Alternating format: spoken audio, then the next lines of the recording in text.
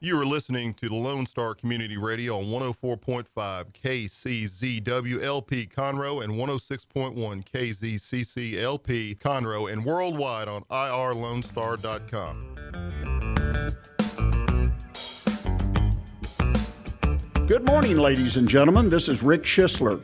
I'm a Silver Fox advisor and the founder of OneBestConsult.com. And I want to welcome you to this edition of the Weekly Business Hour. I think we put together a good show for you today, so I hope you'll sit back, grab a pad and pen, or perhaps your computer, and take some notes, because we're going to talk about everything business right here on the Weekly Business Hour. And as usual, we're broadcasting live from the studios of Lone Star Community Radio, located in downtown Conroe, the fastest growing small city in the country. And that, ladies and gentlemen, means there's a lot of business going on right here in our own backyard. You know, the Weekly Business Hour over the last 8 years has become the place where Montgomery County and through the internet, businesses all over the world come to talk about business. They look for ideas to improve your business and be part of that conversation, which we hope will make a real difference in your business. We'll remind you that the show is being broadcast live on Facebook and YouTube. So if you just go to YouTube or Facebook and click on the Weekly Business Hour page, and then click on live, then you can watch as well as listen to the conversations that we're going to have today. Also want to remind you, as I try to do every week, use the email, please. If you see something about the show, you've got a comment about it, or you've got a question for myself, a guest, and if you have a general business question, maybe the topic's not being discussed today, I'd love to get those kind of questions in. It's what I do for a living. I mentor and advise small businesses, so I look for interaction, and let me tell you, our mailbag, we get a lot of very interesting and sometimes challenging questions. So use that email. It's real simple. Send it to that's the number one, bestconsult@gmail.com. That's bestconsult@gmail.com. Well, at this point, we go to the show. That's why you're here. We've got a wonderful guest in the studio today. He's written a very, very interesting book, and we're going to talk about it and how it applies to business. Probably applies to your business. So hopefully you can pick up some ideas, some tips, some things that you can use in your business, and perhaps even purchase a copy of that book and read it. In the studio, we have Dan Prosser. Dan is the author of a multi-week Amazon bestseller. His book, The 13ers, Why Only 13% of Companies Successfully Execute Their Strategy and How Yours Can Be One of Them. Boy, that's a mouthful. Dan, welcome to the show. Thank you very much, Rick. I appreciate being here. But it's a great title. You know, Dan, you spent over 45 years and built up 3 businesses and sold them. And you've taken that knowledge and put it to good use, I think, in writing a book and trying to help businesses do the kind of things they need to do and join the 13%, I guess you'd say. Tell us a little bit firsthand about what you did in your career business-wise, and so folks get an idea of who Dan Prosser really is. Sure. Thank you very much. I really appreciate being here, Rick. The thing that as I look back, we could spend the whole hour talking about this. It's been an adventure. I keep looking back at the different things that have happened. I started my first business after I had worked for my father. It was a temporary help business, we called it back then, kind of a fractional light industrial. I was 26. I didn't know what the heck I was doing. I just thought, hey, I think I can do this, which I think a lot of people do. You're good at something, you start a business, and then you find out what's really going on. And so the first lessons that I learned was how to have a successful failure. So this business took off, and it from the first day. And because I found a weakness in the system, per se, it was there was a problem in getting into companies who actually needed light industrial help at peak times, and the only thing they could do is go and find people off the street. So by providing something that was above that, I required my temporary employees to be able to have a car. I set myself apart. So what I did was I think I fell into this. I didn't have some miraculous thoughts about this. I actually saw this weakness, but I wasn't really thinking about that I saw a weakness. And I'll tell you, my book is a lot about this because businesses that are successful, and this business was successful, except that I didn't know anything about capital. So what I did was I started a business on, $5,000? And I ended up with 250 employees being paid every week, which, I had to sign 250 checks every week, so I got a cramp in my hand every week. But it really took off. It just needed someone with capital, so I had to sell that business. It paid off because it was during the Carter administration, and during those days they paid $1 tax benefit for every additional dollar in payroll that year. So Right. that was a really great experience. I went into the telecom business after that. So I looked to see what was going on, and I wasn't aware that I was looking at weaknesses again, but weaknesses in the telecom area. So we were selling telephone systems back then. I got a number of years of experience selling telecom. I was offered a job to be a telecom manager. I was putting in a system in Houston, and I got an offer to interview for a job here in Houston. I did. They hired me. They moved me, and I went to sell telephone systems to big companies like Union Carbide down at the Seadrift plant. And so I saw this weakness again, and I got into telecommunications management, fractional management again, in which I came in and I became the telecom manager for these different companies that didn't know how to buy the technology and didn't know what to do with it. So there was another weakness. But again, I wasn't seeing this, except that I had presented my idea to a professor at the University of Houston, and he said, you've got to get out there and do this because there are 8 other people at least who see the same thing, and they're going to be in this business. I thought, 8 other people? So for years I thought, 8 other people. So I went into this business of providing telecom management, primarily for hotels, it ended up being. And some of these hotels were making millions of dollars on telephone services from their guests. So I expanded that business, and that started in '85. And then in '95, I was approached by a guy here in Houston, actually approached when I was at a Washington, D.C. conference. And he said, I've got this software, and you're set up to take this, and people want it, and why don't I sell it to you? So I bought it, and I started a software company in parallel with my telecom, and again to the hotel industry. And it provided a solution to a weakness. Again, this weakness idea. So what we saw was in business, especially in hotels, and this is true of all businesses, you get a P&L in the middle of the month, following the month, 15 days. Right. So you're 45 days from the beginning of the month. So anytime during that time, you could have a problem, and you don't know about it until the 15th of the following month. So what we did was we created software where we could capture the data that came out of the back of these systems that were in these hotels, and then we restructured it and sold their data back to them in a different format. I mean, it was too brilliant even for me to, it was like, I think back to it, it was really brilliant. But here's the thing that I think is important about this is that these weaknesses, they occur in business, but people don't see them. So because they're not thinking about this. But there's actually a name that I discovered finally in the late 90s. It's called a reverse salient. And it's a military term, and it applies to business because in terms of when it was created, the terminology was created at the Battle of Verdun. The Germans and the French were fighting, and the French took advantage of the German weaknesses in their system and surrounded them, and that was the end of that.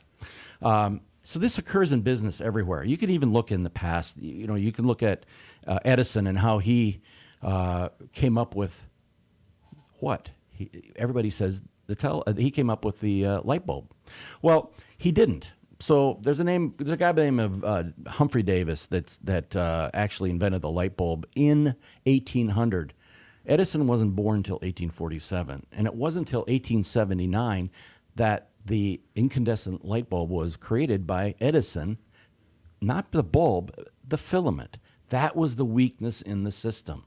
So you can find these weaknesses in systems, and if you build your business around it, it becomes a very powerful, saleable concept. And then, we're not building businesses anymore. We're building categories. So you have to find a category. That's what makes a strong business today. It's fascinating to watch, and it's fascinating to bring into companies because nobody's ever thought about this. Well, you mentioned the weakness aspect, and that is there are a lot of good businesses, particularly service businesses, that spring up, in my opinion, because someone identifies a weakness. Yeah. Because I find it difficult myself to sit back and try to compare apples to apples. In other words, if I'm going to be in this business, this industry, this category, however you want to style it, and I'm going to compete head on, well, you've got to have, that proposition, what makes you different, and so on and so forth. But this is really a step back from that. Yeah. And something that I have had a lot of fun with. I worked in several of the businesses I started. Our weakness that we attacked was administrative services, administering the back end, not only the accounting, but the insurance and all, 10-15% of the statement costs, depending on the industry. And we could do it very efficiently, effectively, and hopefully pick up 5-6% extra profit by doing that. And also putting processes in place for revenue generation, so on and so forth. So it was a backroom operation. But I think that there's a lot of money for folks to make. The young people, the young entrepreneurs, whether that's age-driven or not, they're looking for the next great Facebook.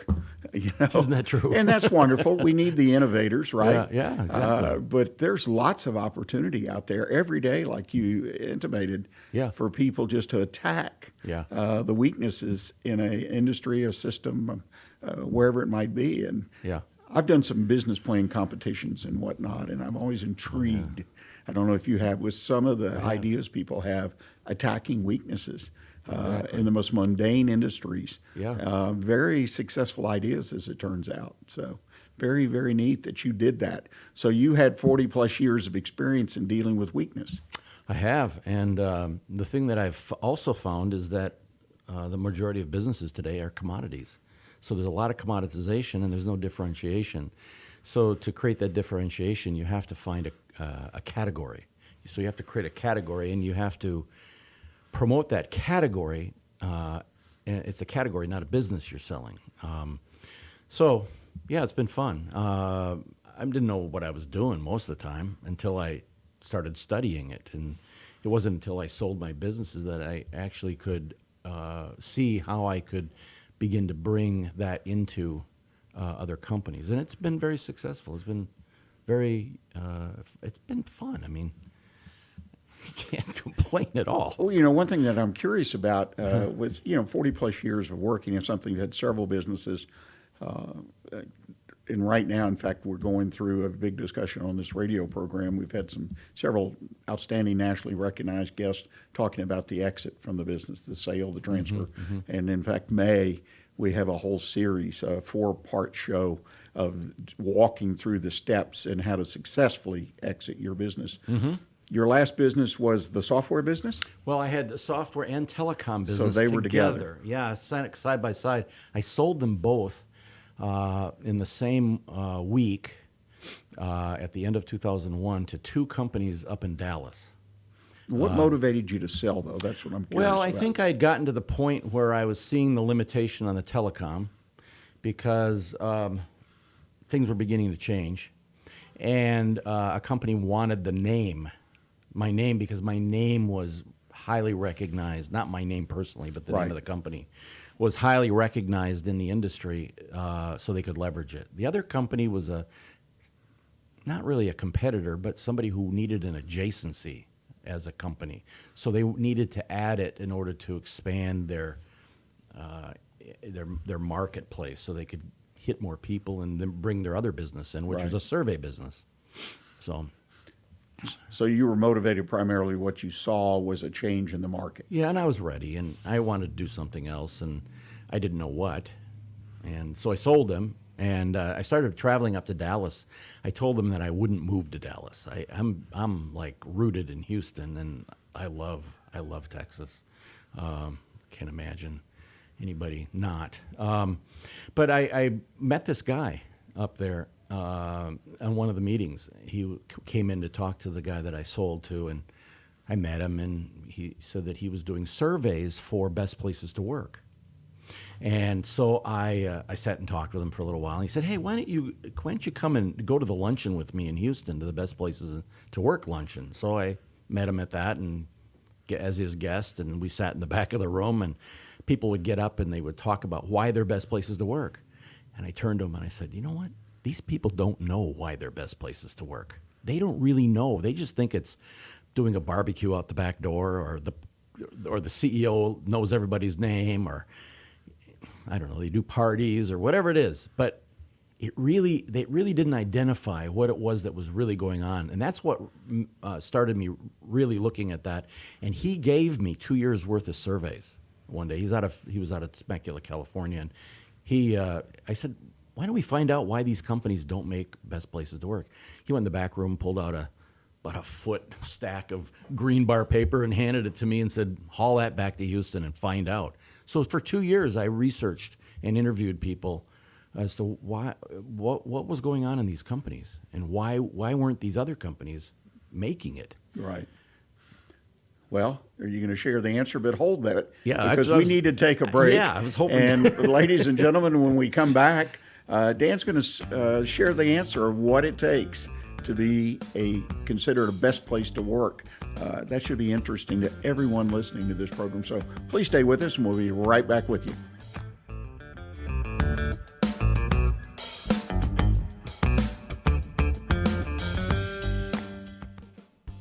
Remember to download the Lone Star Community Radio app from your Google Play Apple Store. Bring Montgomery County's community radio with you anywhere with your smartphone or tablet. If you are in the Conroe area, tune in on FM 104.5, 106.1. If you are on your computer, bookmark irlonestar.com as your internet radio station. Lone Star Community Radio, broadcasting 24/7 from the heart of downtown Conroe, Texas. Second Saturday Divorce Workshop provides unbiased information to help you understand your options and move forward with your life. This divorce workshop is for you if you are contemplating divorce, in the process of divorce, already filed for divorce, or post-divorce. You will explore the emotional, legal, and financial aspects of divorce from professionals who have guided others through divorce. For more information on this divorce workshop, contact secondsaturdaywoodlands.com or call 832-375-0900. Hey y'all, it's DJ Mike from Dance Time in Texas. Join me Monday through Friday at 8 a.m. as I count down the top 10 Texas Red Dirt songs that are packing the dance floor. I'll be featuring local artists and the story behind the hits, shows in the area, as well as new songs that make you want to dance. It's Dance Time in Texas with DJ Mike on Lone Star Community Radio, 104.5 KCZW and 106.1 KZCC, Conroe, Texas, or online, irlonestar.com. Vell Institute, a 501c3 nonprofit, began in 2014 with a mission to strengthen the future of veterans through leadership and entrepreneurship training. We've invested over 1,400 hours of training in our veterans while connecting them with community entrepreneurs and leaders. Our mission is to continue investing in our veterans who have given so much for our country. Please join us in our mission by visiting vellinstitute.org. That's VELinstitute.org.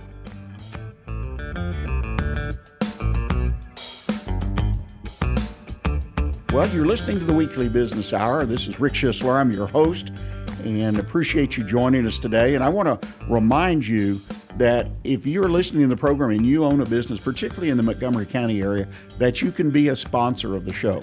Yes, the radio station is a nonprofit entity, but you can be a sponsor. Love to feature your business on our show. Real simple. If you're interested, just send me an email at onebestconsult@gmail.com. That's onebestconsult@gmail.com. I'll send you some information back, and I would deeply appreciate it if you would consider sponsoring the Weekly Business Hour. Well, we're having a conversation today with Dan Prosser, who is the author of 13ers. I love that title, Dan, 13ers. Why only 13% the company successfully execute their strategy and how you can be one of them. Your company can join that. And we're going to get into talking about the particulars of the book shortly. But before we do, Dan, we left everybody hanging on their chair when we went to break of what you found after 2 years of research into literally a mound of data as far as what is it that people look for as a best place to work.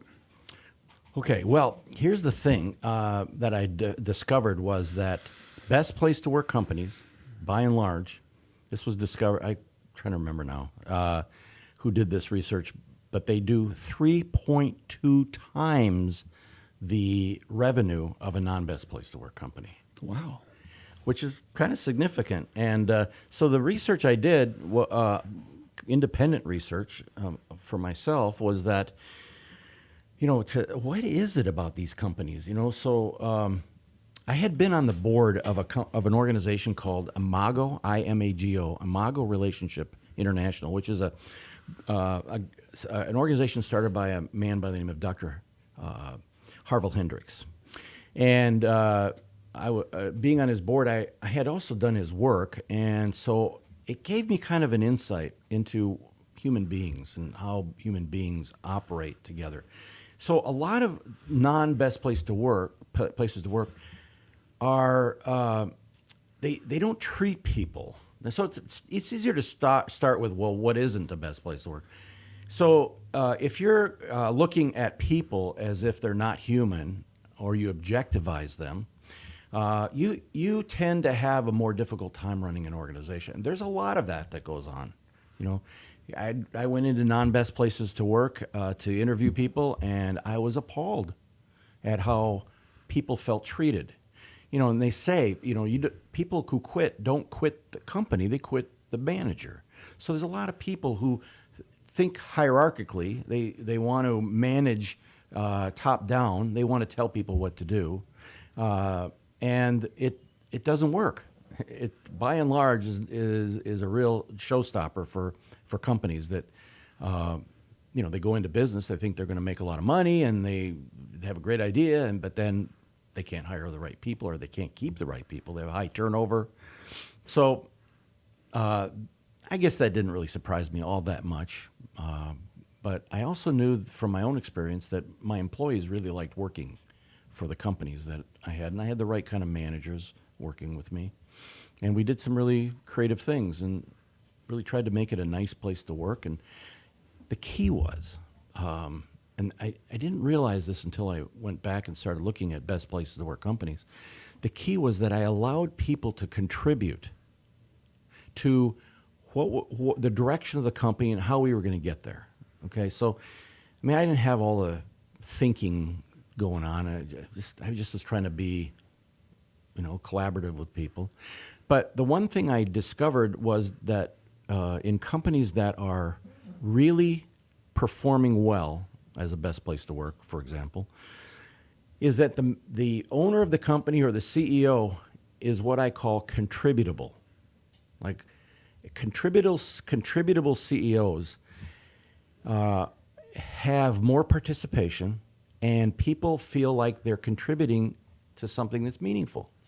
So it's a meaningful experience. It's something that people feel they can't find anyplace else, or they've had a bad experience someplace else, and now they're in these companies where people actually have respect for them, and they don't treat them like objects. That's one of the things that I happen to believe very deeply that small business people miss, small business owners and managers, because it's a small business.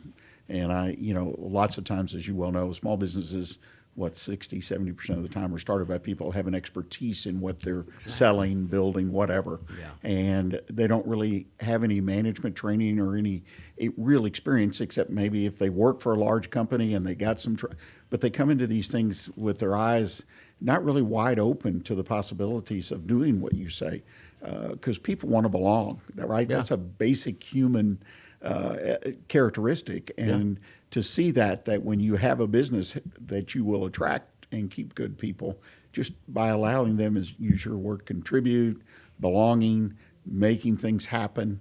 And that's not everybody, but a vast majority of people in my personal experience. What is the one thing that you might tell a small business owner as they're starting out and they have a handful of employees, 3, 4, 5, 10 employees, but they really have a great vision. They really have the horsepower to build the business and the capital, right? Yeah. To build the business. What would be the one thing you tell them to do in this particular area so they can become a best place to work? Well, the first thing I'd say to them is that what you say and what you do in and of itself is really insufficient to make a difference in the world. So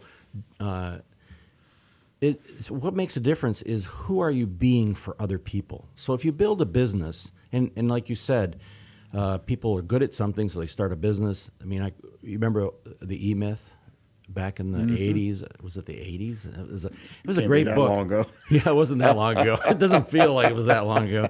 But, you know, he kind of coined the idea of that technologists start businesses quite a bit. But those people end up with commoditized businesses. And until you sit down and you can take a commoditized business, you can change it. But what you say and what you do is insufficient to make a difference. It's who you're being for yourself. It starts with you, who you're being for yourself. Who are you being for the people in your company? And then who are you being for your clients, for your marketplace? And who you're being is not something that you just fall into. It's a declaration. But before you can get there, okay, you have to know what got you here, what got you to where you are now. And there's another term for that. It's called the hidden context. So all companies have this background conversation going in their business. I talk about this in the book. You know, that there's a hidden context. It's a conversation that runs in the background that undermines and sabotages people's performance. And it's this hidden context that's so very important. And what I've observed is that advisors, for the most part, have skipped over that part because it's not something that people know a lot about. But knowing what got you here will help you in understanding your thinking, and then how you got here is the past. So most people have the past running their companies. So how can you shift that? Well, you've got to declare yourself as a future.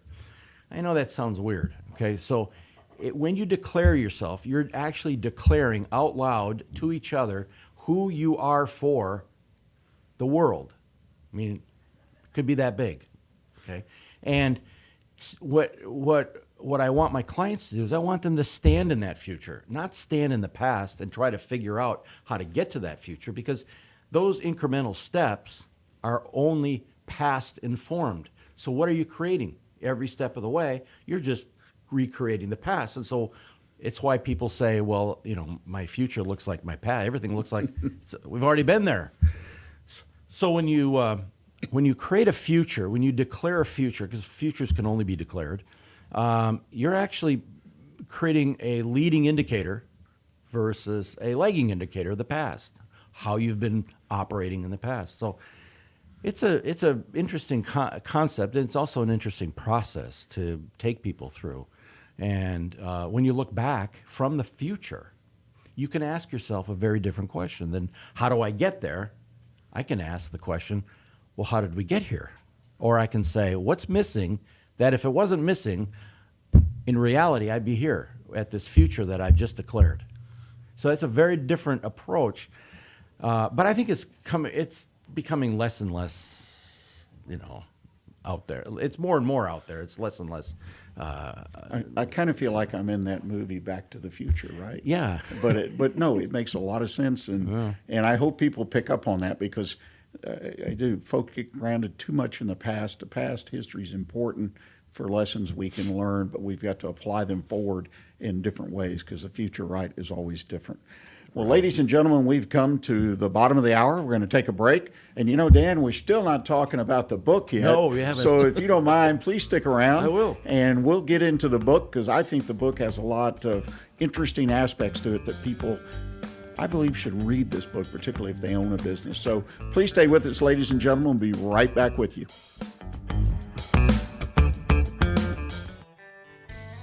Don't forget to download the Lone Star Community Radio app from your Google Play or Apple Store. Bring Montgomery County's community radio with you anywhere with your smartphone or tablet. If you are in the Conroe area, tune in on FM. That's Conroe's FM 104.5, 106.1. If you are on the computer, bookmark irlonestar.com as your internet radio station. A Lone Star Community Radio, broadcasting 24/7 from the heart of downtown Conroe, Texas. The Texas A&M AgriLife Extension Service has been dedicated to educating Texans for over a century. In 1915, the Extension Program was established under the federal Smith-Lever Act to deliver university knowledge and agricultural research findings directly to the people. Ever since, AgriLife Extension programs have addressed the emerging issues of the day, serving diverse populations across the state. Texans turn to Extension for solutions in horticulture, agriculture, 4-H and youth, and family and consumer sciences. Extension agents respond not only with answers, but also with resources and services that result in significant returns on investment to boost the economy. Join us Fridays at 1 o'clock for the AgriLife Extension Hour. God's Garage is a 501c3 that repairs and gives away cars for free to single moms, widows, and wives of deployed military. You can help God's Garage by donating a vehicle, volunteering your time, or by monetary donation. God's Garage is located at 2106 East Davis, Conroe. If you'd like to learn more about God's Garage, visit our website at godsgarage.org. Or you can contact us and we would be glad to come and make a presentation to your group. Vell Institute, a 501c3 nonprofit, began in 2014 with a mission to strengthen the future of veterans through leadership and entrepreneurship training. We've invested over 1,400 hours of training in our veterans while connecting them with community entrepreneurs and leaders. Our mission is to continue investing in our veterans who have given so much for our country. Please join us in our mission by visiting vellinstitute.org. That's VELinstitute.org.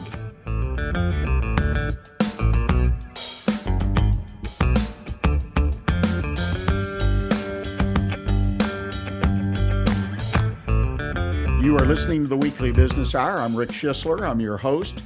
Thank you again for joining us today. We've been having, I think, a wonderful, very in-depth conversation with Dan Prosser today. Dan has written a book, 13ers. I'll use that brief title versus why only 13% of the companies successfully execute their strategy and how yours can be one of them. Well, you know, Dan, you came on the show. We're going to talk about the book, but we've talked about everything but I think some very interesting topics. And folks, if you didn't catch all of the first half of the show, I encourage you, Wednesday of this week, the show will be posted in its entirety, and I encourage you to go back and re-listen. And if you get a chance, share it with someone who's in business. I really appreciate that, and perhaps pick up another regular listener to the Weekly Business Hour. Well, Dan, let's shift gears. Let's talk about book, 13ers. Talk about first, if you will, briefly about what motivated you to write this book, and particularly the 13%. I'm just very interested to understand that a little better. Well, I don't know. I saw a lot of stuff happening after I sold my companies. I just saw a lot of people struggling. And I got invited in to be an advisor to a small company that was struggling with competition and how to stop being a commodity. And the company was here in Houston. It's a very unique company. They told me that they were art consultants. And what they were doing is they were going in and they were actually designing and putting together the interiors of hospitals. And so they would put together a presentation or a proposal, and then I saw him sit down and actually knock 10% off of the proposal. I said, why are you knocking 10% off that proposal? And he said, well, I really want the proposal, and I figure I can, maybe I can get it if I reduce the price. I said, well, that's kind of a fast track to the bottom, because now you're commoditizing yourself and you're competing on price. So let's look and see, what is it about this company that actually stands out? And the thing is that we began to understand what the weakness was of the marketplace. I mean, that doesn't even begin to talk about his weakness, but the weakness of the marketplace was that, and this is kind of interesting because you can discover this in any marketplace, but hospitals especially, it was very interesting that I didn't know, but my research told me that hospitals begin to lose money on the second day of a stay, of a patient stay. So what would you think you'd want to have happen? You'd want them out of there. So why don't hospitals, aren't they interested in keeping you long term? Well, because they begin to lose money on the second day. So that's a weakness so that we could speak to. And the interior, then why they were interested in this is that if you can create an environment that's healthy, that can get people well faster, and make the employees happy, which would translate into treatment of patients, you'd have a much more profitable hospital. So we began to go in that direction. And so we found the weakness. Now we had to deliver a signature experience.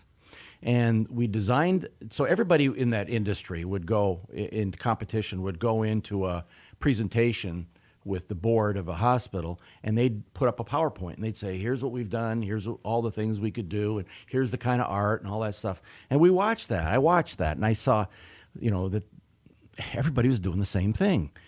So what we did was we got a box truck, and we loaded it up with art. And didn't matter where this presentation was, we had somebody drive that darn truck across country, and we'd unload the art, and we'd parade it through. We didn't do a PowerPoint. It took off. They just took off. They took over the industry just by shifting who they were being for those prospective clients, and they started getting business. So they call it they call it their signature experience. If you go on their website, the name of the company is Skyline Art Services. It's really a fabulous company. Anybody can go look at what they do. And if you look at their philosophy, they talk about this is the Skyline signature experience that we're delivering. So that's what it takes. It takes a understanding of a reverse salient, creating a category, delivering a signature experience. It's fairly simple. And to get into that, you've got to know what got you to where you are and create a new future. Right. So you have a strategy to execute. Yeah, you got to rethink things, and I'm one of those that feel that one of the weaknesses in small businesses today, always has been, is that we don't have enough time or make time to really think about that kind of opportunity that's out there. We're busy running the business and getting those outdated P&Ls, as you mentioned earlier, and trying to make heads or tails out of them and so on and so forth. So I think that's really interesting. Well, what is the significance of the 13%, though? 87%. That's the significance. There's the reverse. Right? Yeah. So it was the discovery of the 87%, failing to execute strategy. This is not my number. You can find it, David Norton, Harvard Business Review. It became pretty obvious that this is the problem. By that time, I had sold my home in Houston. And my wife and I moved up to our home in Colorado, thinking, well, I'm going to launch this book, and I'll just do it from Colorado, and I'll do something online, and blah, blah, blah. It's just like, turns out to be the adventure that wasn't quite the adventure I was looking for. But the book came out while I was up there, and it was interesting. I had a lot of radio interviews. I had a lot of things happen, including two of the summary companies, Get Abstract and summarize the book, and then it became bestseller and all that stuff. It was taken. The book was taken to the Frankfurt Book Fair, named one of the top 5 business books that year, English language business books in the world. So that kind of gave me an impetus to move forward, and Fox Business News invited me to come in, which is another whole story, but. I'm sitting. This is like crazy, but I'm sitting in New York City, down the street from Fox Business News, ready to go down, ready to get on the air and talk about my book. And all of a sudden, everything changes. On the television, there's a man coming down an escalator to talk about becoming president of the United States. I got trumped. That was it for me. Didn't You get on literally Fox. got trumped, I right? literally got trumped. No, that's the end of me on Fox Business News. So it's been an interesting experience. A lot of people have read the book. A lot of people have expressed a lot of appreciation for the information. I have to go read it once in a while to just refresh my memory. Is what the heck did I say here? Well, what is the process? I mean, okay, I want to be a 13er, or Okay. I don't want to be an 87er. Okay. Yeah. What You is don't want the to be process? 87. Well, the process is a process of, as I've kind of mentioned, is trying to understand what it is first. The first step is always to understand how I got here. How did I get here? What was it? What was the thinking? And then realizing that this thinking, which creates what I call in the book a meme, which is, if you go back and look, it's really a weakness inside the company, and where the significant part of that is that when you see that weakness, it becomes an opportunity, because nothing happens that I have found, nothing significant happens without a gap, without there being something missing. What's the point? So we find the missing ingredient, and the missing ingredient is a conversation. And business is a conversation. That's all it is when you boil it down.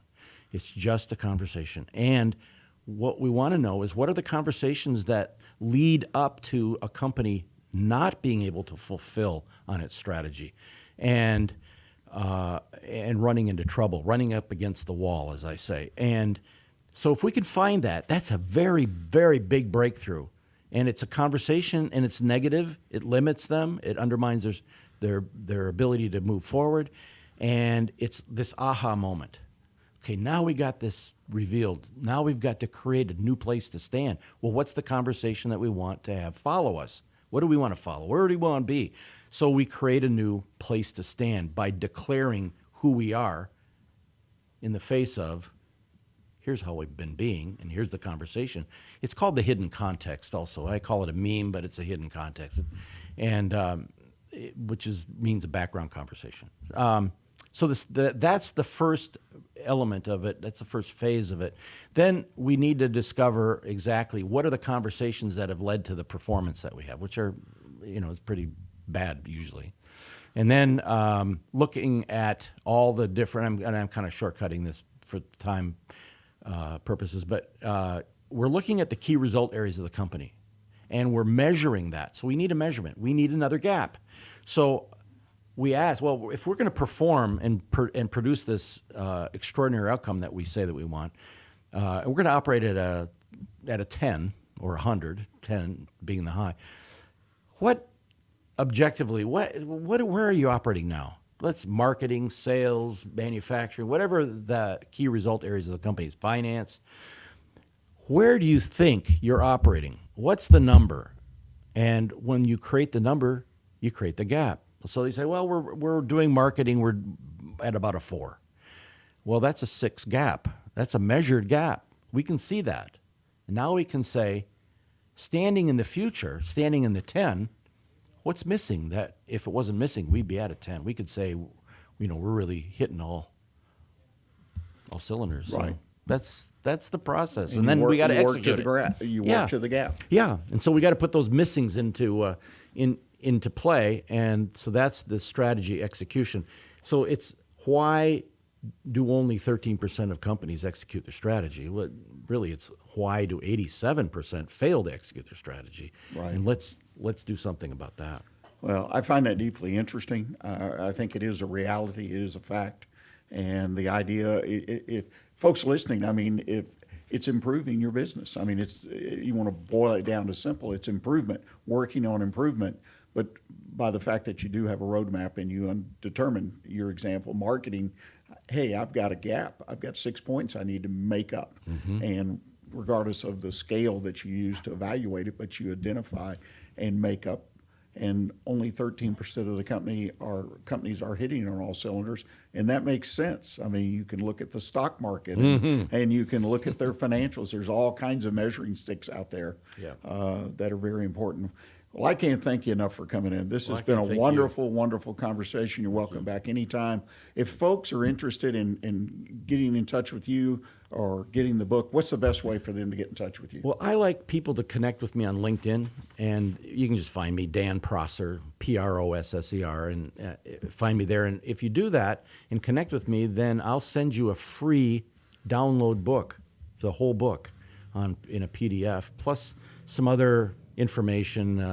I'll even send the summaries so that people, if they don't want to read the whole book, just read the summary, and you can get a lot from that. And then if you find that interesting, get into the book. But they can find me on LinkedIn, and that's the best place to get the book. I have an assistant that monitors that all day long. Okay, well, great. Again, thanks so much. Thank you. Well, ladies and gentlemen, we're going to take our final break of the day. When we come back, I'm going to offer you my one best consult tip of the week. How well did your customer service survive the pandemic? So please stay with us, and we'll have a little discussion of that to finish out the show today, and we'll be right back with you.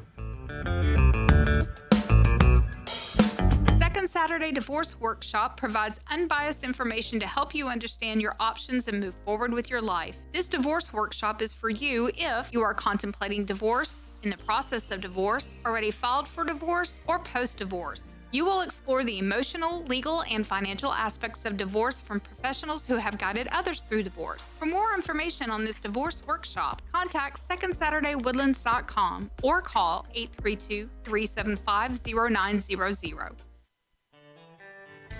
A Lone Star Community Radio is looking for those who are interested in hosting their own talk show, with monthly and weekly slots available on Conroe's FM 104.5, 106.1, and on irlonestar.com. Start your own podcast, create your first YouTube channel, and be on TV. Contact Lone Star Community Radio online at irlonestar.com or call the station message line at 936-647-3776 to take your first step into the radio world. What is homelessness? Have you seen parents struggle to find a job without having transportation or childcare? What about the children sleeping in cars with nothing to eat? Families shouldn't have to struggle to survive, and children should not be homeless. Family Promise of Montgomery County serves the needs of homeless families and their children. Learn about ways you can help and learn about partnership opportunities at www.familypromiseofmc.org or call our day center at 936-441-8778. Our talk shows and music shows are looking for sponsors. Want to expand your brand awareness? Reach the hyper-local audience in Montgomery County? Lone Star Community Radio sponsorships accomplish this. Want to see our stats and rates? Check out irlonestar.com/sponsor for more information. Or call in and leave us a message at 936-647-3776.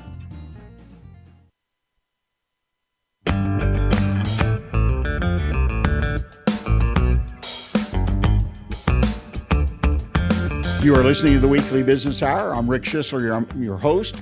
And again, thank you for joining us today. I hope you enjoyed that conversation with Dan Prosser, and I encourage you to reach out and check out his book, 13ers. Interesting word, 13ers, but don't be the flip side of the 13. Don't be the 87% who don't ever really get there with their business. Well, I promised you I'd talk about one best consult tip of the week. How well did your customer service survive the pandemic? A lot of things were affected by the pandemic in business, no doubt about it. And if your business was shut down, you really were affected. But most businesses that I can tell were able to stay in business and stay actively serving their customers. But realities for most of us were that business dropped. Some cases it didn't, but most of us it dropped. And when it dropped, we lost touch with the things, in many cases, that are really, really important to our business. And one of those could have been your customer service. I talked to a lot of small business people. They had to cut back. They had to cut employees. because the revenue wasn't there. And unfortunately, sometimes, it's a difficult choice. That when you have a process that depends on certain people to do certain things, such as customer service, and you cut one or more of them out of the process, that process can weaken, or it will weaken, and potentially it can fail. So a couple of things I want to just kind of regenerate that conversation about customer service. Give you a few what I call factoids. First of all, consumers, and this is assuming you sell to consumers, not business, are 2 times more likely to share their bad customer service stories and experience than the good ones. Well, I know that's a fact, because when I get mistreated, I just want to talk about it, right? But I also, in my case, when I'm treated exceptionally well, I love to tell the story, but that's because of my involvement and love of business. So you do something wrong, people are twice as likely to talk about it. And you need to keep that in mind whenever you put your customer service process together or review it. 63% of U.S. customers say they stopped doing business with a particular business brand due to poor customer service experience. 63% of people have walked away from one or more businesses, brands that they were doing business with because they were unhappy. You've got to make sure that your customer service channels are open and working at the highest levels, and it's something just like any other process, manufacturing, service, whatever in your business, it's got to be running at the highest level day in and day out. And the last but not least, on the factoids, for every customer complaint, and this number's kind of gone up over the years. It used to be one would complain and 9 would walk away and not say a word. Well, now they say there are 26 other unhappy customers for every one that actually tells you they're unhappy. So that means 26 people just somehow disappear. And it happens, I think, to almost every business. And I've been that type of customer before. I got unhappy and I just walked away, didn't order again. So I think that's important. $41 billion, according to socialmediatoday.com, $41 billion has walked away from your businesses, okay? Small businesses, large businesses, medium-sized businesses here in the United States. One of the things that I really want to make sure is you realize, and it's important, that customer service is just not about retaining customers, but it affects the retention of your employees. Now take a second and absorb that. If you have a business that pays attention consistently to your customers, you're going to have better employees. On one side, you're going to need the better employees in order to keep that customer service retention up. And on the flip side, let me tell you, and just think about it, people want to work for a business that is successful. The best people want to work for a business that is successful. So if you want to attract the best employees at all levels, then you need to have a business that takes care of its customers, among other things. But think about that. That's a powerful statement and one that I personally adhere to. Building a better business, one part of it is customer service, and it's not just taking care of the complaints, it's taking care of the employees and making sure they serve the customer at the highest levels.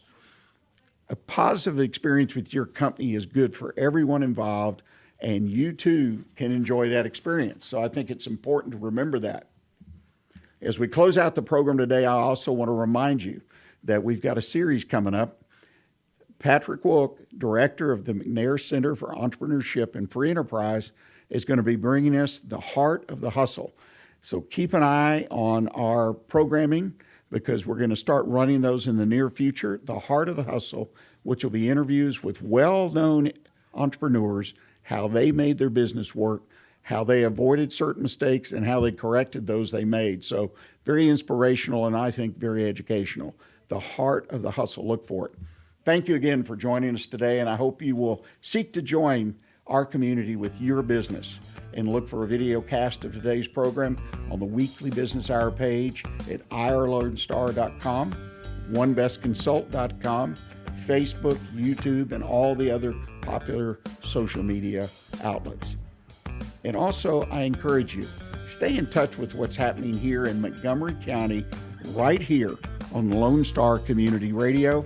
And until next week, I encourage you, stay engaged and keep your focus on what counts in your business. Thanks.